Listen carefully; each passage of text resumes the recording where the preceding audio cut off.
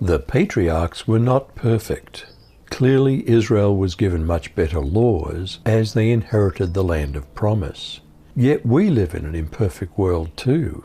Is our hope here or in a better world coming? Let's look at Genesis 47. What did Joseph tell Pharaoh? What was their request? So Joseph went and informed Pharaoh, "My father and my brothers, with their sheep and cattle and all that they own, have come from the land of Canaan, and are now in the land of Goshen." He took 5 of his brothers and presented them before Pharaoh. Then Pharaoh asked his brothers, "What's your occupation?" And they said to Pharaoh, "Your servants, both we and our fathers, are shepherds."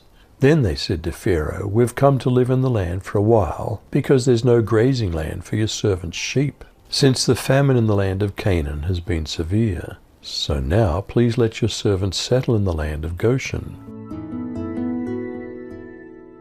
How were relations between Pharaoh and the patriarch Israel?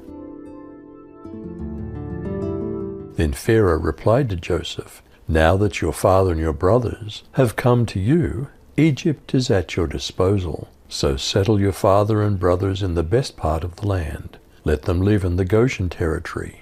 If you learn that any of them are especially skilled, put them in charge of my livestock." Later Joseph brought his father Jacob to Pharaoh and introduced him. Jacob blessed Pharaoh. "How old are you?" Pharaoh asked Jacob. "I'm 130 years old," Jacob replied. "My years have turned out to be few and unpleasant, but I haven't yet reached the age my ancestors did during their travels on earth." Then Jacob blessed Pharaoh and then left the throne room. Did Joseph take care of his family's needs? And Joseph placed his father and his brethren and gave them a possession in the land of Egypt, in the best of the land, in the land of Ramses, as Pharaoh had commanded.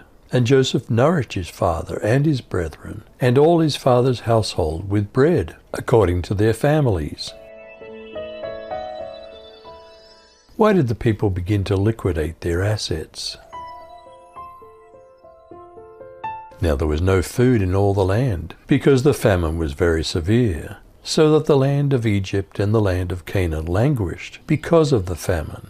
And Joseph collected all the money that was found in the land of Egypt and in the land of Canaan in payment for the grain which they brought. And Joseph brought the money into Pharaoh's house.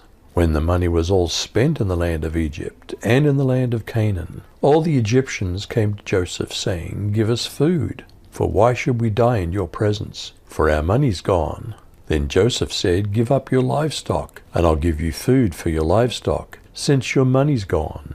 So they brought their livestock to Joseph, and Joseph gave them food in exchange for the horses and the flocks and the herds and the donkeys, and he fed them with food in exchange for all their livestock that year.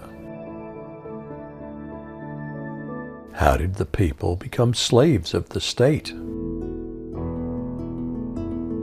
When that year was over, they came to him the following year and said, "We cannot hide from our Lord the fact that since our money's gone and our livestock belongs to you, there's nothing left for our Lord except our bodies and our land.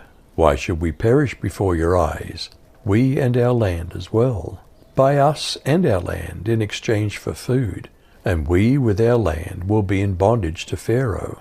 Give us seed so that we may live and not die, and that the land may not become desolate." So Joseph bought all the land in Egypt for Pharaoh. The Egyptians, one and all, sold their fields, because the famine was too severe for them. The land became Pharaoh's, and Joseph reduced the people to servitude, from one end of Egypt to the other. However, he didn't buy the land of the priests, because they received a regular allotment from Pharaoh, and had food enough from the allotment Pharaoh gave them. That's why they didn't sell their land. How did it happen that the Egyptians had to pay a 20% tax? Then Joseph said to the people, "Indeed, I bought you and your land this day for Pharaoh. Look, here's seed for you, and you shall sow the land. And it shall come to pass in the harvest that you shall give 1/5 to Pharaoh. 4/5 shall be your own, as seed for the field, and for your food, for those of your households, and as food for your little ones. So they said, You've saved our lives. Let us find favor in the sight of my Lord, and we'll be Pharaoh's servants. And Joseph made it a law over the land of Egypt to this day, that Pharaoh should have 1/5, except for the land of the priests only, which didn't become Pharaoh's. How did it come to pass that the descendants of Israel were treated much better and could own private land? What promise did Jacob ask of Pharaoh? Meanwhile, the people of Israel settled in the region of Goshen in Egypt. There they acquired property, and they were fruitful, and their population grew rapidly. Jacob lived for 17 years after his arrival in Egypt, so he lived 147 years in all. As the time of his death drew near, Jacob called for his son Joseph, and said to him, Please do me this favor. Put your hand under my thigh and swear that you will treat me with unfailing love by honoring this last request. Don't bury me in Egypt. When I die, please take my body out of Egypt and bury me with my ancestors.